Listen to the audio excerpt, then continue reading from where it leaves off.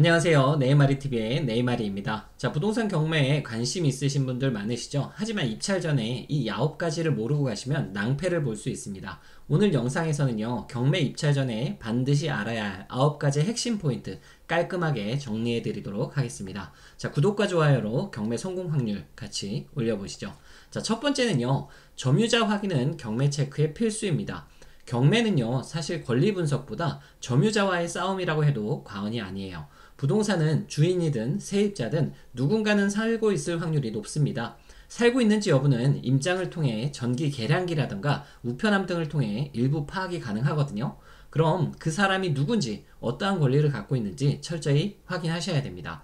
특히 임차인의 경우 해당 세입자가 말소기준 권리보다 먼저 전입되어 있다면 그 권리는 낙찰자가 인수해야 할 수도 있기에 신중한 권리 분석이 필요하겠네요. 자, 두 번째는요, 등기부상에 인수해야 할 권리가 있는지 확인을 하셔야 됩니다. 많은 분들이 착각하는 게 경매로 낙찰받으면 대부분의 권리는 다 소멸한다 이렇게 생각하시는데요. 절대 그렇지 않습니다. 임차인의 권리 분석도 잘 해야겠지만 등기부상에 예를 들어 가등기, 가처분, 지상권 등이 선순위로 잡혀 있다면 낙찰받은 분에게 그대로 넘어옵니다. 그리고 무엇보다 주의해야 할 게 바로 유치권이에요. 이건 등기부에도 기재가 되어 있지 않고요. 유치권자가 점유증이라면 완전히 독립적인 권리라서 인수될 수 있으니까 조심하셔야 됩니다. 자, 그리고 세 번째는요, 명도 전략을 잘 세우셔야 됩니다. 경매로 낙찰받는다고 해서 끝이 아닙니다. 그 부동산에 점유할 권한이 없는 자를 내보내는 일이 바로 명도라고 하거든요. 이 명도는요, 임차인이든 소유자든 특히 보증금을 돌려받지 못한 임차인이라면 잘 나가려고 하지 않겠죠. 명도 조항이 있을 수밖에 없습니다. 강제 집행까지는 꽤나 시간과 비용이 들어가게 되겠죠. 자, 그러면 이사 비용을 책정해 원만한 해결이 가장 좋은 방안인데 이러한 전략을 미리 세워 놓으시는 게 좋습니다. 자, 명도 팁을 드리자면 법원에서 전액 또는 상당 금액에 배당받는 세입자가 있는 물건이라든가 전입된 세대가 없고 이미 비어있는 물건이라면 이러한 물건들을 공략하는 게 훨씬 쉬울 수 있겠네요. 자, 비어있는지 여부는 우리가 첫 번째로 말씀드린 1번 점유자 체크 확인을 통해서 파악을 하시면 되겠습니다. 자, 그리고 네 번째는요, 시세조사와 감정가의 차이 인지하기입니다. 자, 초보자분들은 감정가를 시세로 착각하시는 분들이 있는데요. 절대 그렇게 하시면 안 됩니다. 자, 경매 감정가는요, 단지 감정 시점의 참고 가격일 뿐이에요.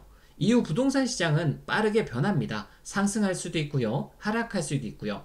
자, 부동산 감정평가는요, 실시간으로 그 가격을 반영하지 않는다는 겁니다. 자, 그리고요, 개발 호재, 악재, 경기 흐름에 따라 실제 거래가는 감정가보다 훨씬 더 변동성이 크거든요. 그래서 반드시 현장에 가보시고 실제 주변 실거래가나 매물가를 조사해서 현실적인 시세를 파악한 뒤에 그걸 기준으로 입찰가를 설정하셔야 됩니다. 중개업소를 통해서 전화 몇 통화만 돌리거나 임장을 통해서 충분히 알 수 있는 정보인데도 이걸 생략하고 감정가만 보고 낙찰받으면 생각보다 비싸게 낙찰받았다는 걸 나중에 알게 될 겁니다. 그러니까 참고로 항상 시세조사와 감정가의 차이를 인지하고 확실한 시세조사가 필요합니다. 자, 요약하자면요, 감정가는 참고용, 시세는 현실을 반영해야 되고요. 시세보다 싸게 낙찰받아야 수익이 남기 때문에 반드시 시세 체크는 필수다. 알아두셔야 됩니다. 다섯 번째는 현장 조사는 필수다라는 겁니다. 부동산 사이트나 경매 현장 사진만 보고 입찰한다? 절대 안 됩니다. 현장에 가보면 전혀 다른 모습일 수 있어요. 예를 들어 도로와의 단차, 건물 노후 상태, 소음, 악취, 무단 점유자, 쓰레기 문제 등등 서류로 안 나오는 게 현장에선 다 보입니다. 특히 현장 조사를 할 때에는 임장표 같은 걸 만들어서 일일이 체크해 보면서 현장 조사를 하시는 것을 추천드립니다. 단순 눈으로만 본다면 추후 생각이나 기억의 오류가 발생할 수 있으니 현장 조사 시에는 임장표를 만드시는 걸 추천드리겠습니다. 현장 조사 제대로 안 해서 낭패 본 분들이 생각보다 많습니다. 꼭 직접 가서 체크하시기 바라겠습니다. 자, 여섯 번째는요, 낙찰가 외 세금과 부대비용 확인하기입니다. 많은 사람들이 대출을 활용할 생각으로 입찰 보증금과 일부 잔금만을 생각해 놓는데요. 낙찰가 외에도 들어가는 비용들이 꽤 많습니다. 예를 들어 보면 취득세, 등기비용, 체납된 관리비, 명도비용, 수리비 등등 이런 것들을 합산해 보면 실제로는 낙찰가 외에 들어가는 비용 등이 상당할 수 있어요. 낙찰가 외에 세금과 부대 비용을 정확히 파악하셔서 예산을 잡으셔야 됩니다. 자, 일곱 번째는요, 자금 계획을 여유 있게 그리고 구체적으로 세우셔야 됩니다. 경매 낙찰 후 잔금 납부 기간은 보통 40일 정도입니다. 이 안에 잔금을 못 내면 재매각이 열리는데 이때 입찰 보증금을 몰수될 수 있어요. 좀 더 디테일하게 설명드리자면 낙찰자가 재매각기일의 3일 전까지 매각대금과 그 지급기한이 지난 뒤부터 지급일까지의 지연 이자와 절차 비용을 지급한 때에는 재매각 절차를 취소할 수 있지만 이 기간까지도 내지 못한다면 입찰 보증금은 완전 몰수됩니다. 그러니까 본인 대출 가능 금액, 현금 흐름 정확히 시뮬레이션 해 두셔야 됩니다. 너무 타이트하게 잡으면 작은 변수에도 무너질 수 있습니다. 항상 여유 있는 자금 계획 필수입니다. 자, 여덟 번째는요, 입찰표 작성법 익히기 그리고 미리 써보기입니다. 입찰표 작성 실수로 실격되는 경우가 의외로 많습니다. 그리고 오기입 등을 행한다면 큰 낭패로 이어질 수 있겠죠. 주소, 금액, 서명, 서류 등 하나라도 빠지면 무효가 될 수 있어요. 그래서 미리 작성 연습을 해보는 게 좋고요. 입찰 법원에 사전에 방문하여 입찰표를 받아와 미리 연습 및 작성해두면 큰 도움이 됩니다. 특히 법원에 처음 가시는 분들이라면 사전에 입찰할 법원을 방문하여 현장 분위기와 절차도 미리 익혀두면 당황하지 않고 좋겠네요. 자, 마지막으로 아홉 번째입니다. 입찰 당일 합친 법원 경매 정보 사이트 체크하기입니다.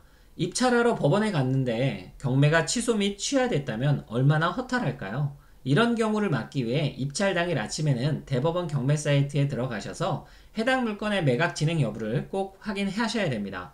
취하, 변경, 연기, 취소 등 바뀌는 정보가 있을 수 있기에 그냥 아침에 한번 들여다보는 습관 들이시는 게 굉장히 좋거든요. 이러한 부분들 반드시 체크하시기 바라겠습니다. 자, 오늘 영상 정리 한번 해볼까요? 첫 번째, 임차인 확인하기. 두 번째, 인수관리 체크하기. 세 번째, 명도 전략 세우기. 네 번째, 시세 파악 정확히 하고 감정가 맹신하지 않기. 다섯 번째, 현장 조사하기. 여섯 번째, 낙찰가 외 부대 비용 체크하기. 일곱 번째, 자금 계획 철저히 세우기. 여덟 번째, 입찰표 작성 연습하기. 아홉 번째, 매각 진행 여부 확인하기입니다. 자, 이 9가지만 철저히 준비하셔도 경매 실패 확률 확 줄일 수 있습니다. 자, 오늘 영상이 도움되셨다면 좋아요와 구독 부탁드리겠고요. 더 궁금한 내용 있으면 댓글로 남겨주세요. 자, 경매의 모든 것을 더 쉽고 재밌게 알려드리는 네이마리였습니다. 감사합니다.